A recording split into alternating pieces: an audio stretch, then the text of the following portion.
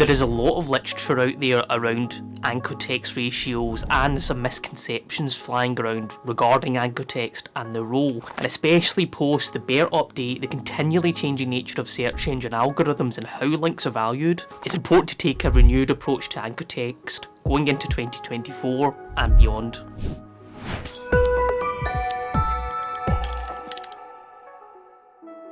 The nature of anchor text optimizations changed since I started doing this in 2016. In the early days, anchor texts were fairly, simple in comparison. Standard practice was heavily focused anchor text precisely on target keywords or variations of it. This made sense at the time as brands wanted to rank for a particular keyword that they believed their audience searched for, but it was becoming obvious that excessive keyword use was becoming too prominent and it gave anchor text too much importance, and then that obviously then made it kind of a dominant ranking factor. But then of course there were various updates that came in over several years and it directly affected the use of anchor text as a ranking factor. An important one being Penguin, which aimed to penalise sites that were engaging in the overuse of exact match anchor text, as that's generally associated with keyword stuffing or unnatural link building tactics. But what does all this mean for us these days? Let's delve into why this matters.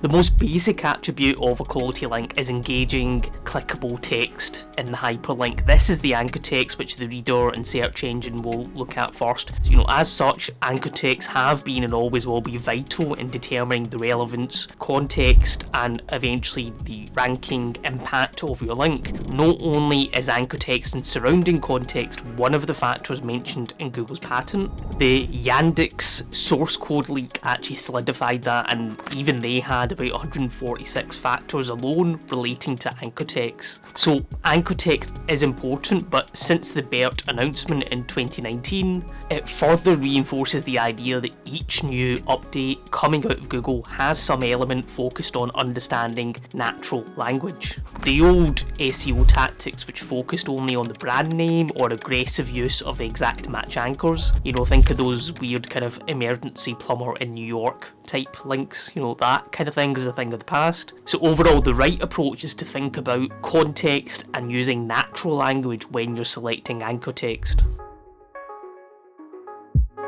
Now, there is some benefit in taking a more data-driven approach to anchor text analysis when you want to do competitor analysis. If you analyse the client's website and their competitors to see, for instance, the percentage breakup of anchor types, that data can potentially inform you on the anchor text ratio you need to shoot for. However, it's not a hard rule and this is never going to be an exact science. The data just kind of tells you what the top ranking competitors have done, so it's some kind of estimate of what you should be aiming for. It's useful to do this at the domain level, but especially at the page level, this can give you some interesting insights when you're trying to determine why a competitor has been ranked highly for a specific term. The idea is that you want to find that sweet spot between relevance, variation, and nudging rankings here and there for your most valuable terms without going overboard. Eric Ward summed this up pretty well here, and he was kind of scathing of pseudo-scientific methods being used to calculate anchor text percentages. So he said, there is no perfect percentage for keyword anchored versus non-keyword anchored backlinks. People want to hear me say something definitive like you should keep your off-site inbound keyword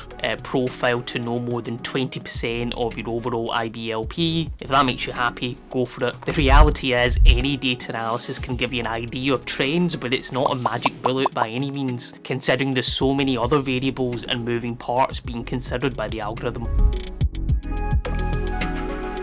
So what are the different types of anchor text? So there's several. Branded anchors, this would be your brand name or variations of it. Natural or generic anchors, these are just words that indicate what you want the user to do or just words within the context of the sentence. Exact match anchors are anchors that are exactly matching to your target keywords. Partial match anchors, not your exact keyword but a variation of it. Naked links, that's when it's just the URL itself being used as the anchor. And image links, that's when an image is being used and they're linking straight to the source of that image. Now, depending on the tactics that a site has, this will impact the type and weightage of the anchors that they end up with. That's what you generally tend to find. So where overuse of an anchor becomes an issue is when it's too weighted in one direction. For instance, we've had clients come to us who they distributed a free widget to their audience, and then there was a backlink credit within the source code. So the problem was, once it grew to a certain scale, they kind of risked over optimization because the backlinks used the same anchor, and then they had quite a variety of links coming from those kind of same widgets. So if those are the kind of tactics you've scaled up, and let's say it takes up about 10 to 15% of your anchor text profile, overall profile, it won't do too much harm, but it's about proportions. So if it starts taking up a larger percentage, that's when you need to be careful. And this especially becomes an issue if you're building links to pages which don't typically receive a lot of links. For example, commercial pages like product, service or case study pages, you have to tread carefully with your anchor text here. The reason is that spammy sites historically use low quality link building, tend to follow that kind of trend. So they'll gain links at scale and they'll aggressively use exact match anchors. So if you're using paid link strategies, be careful of anchor text usage. It's best to not use your exact match anchors all the time and to mix up as much as possible, just to prevent any potential risk of link devaluation. So the anchor text picking game, as complex as it can be, it's not always up to you, of course. Sometimes when you're getting organic links which are earned, or perhaps you reach out and they inserted it for free, the editor often will decide what the anchor and the exact insert will look like. So sometimes there's not going to be much wiggle room, but most of the time it'll end up being a natural anchor anyway, because any editor that knows what they're doing will match the link according to the quality requirements of the article and whatever makes sense within the article. So you would get that, and you would get the natural click through and something that makes sense within the article. This is also subject to other specific cases. Some editors are not okay with commercial links, and then they don't allow exact match anchors or anything too close to a keyword. So when you're building a link profile, some of these factors have to be tolerated as well. For example, with digital PR and media outreach, it's unlikely you'll get full control over your link.